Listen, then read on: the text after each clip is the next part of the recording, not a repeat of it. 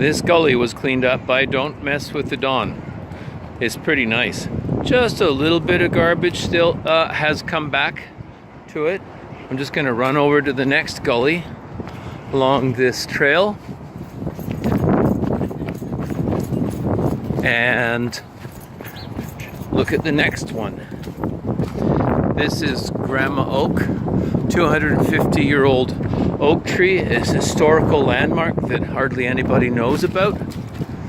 It's been very badly mistreated over the years. Here's a big hole from a fire many years ago, but the tree is still alive. And this is the gully that we're cleaning up this weekend. And as you can see, it is filled with litter, even in the trees. Look at that.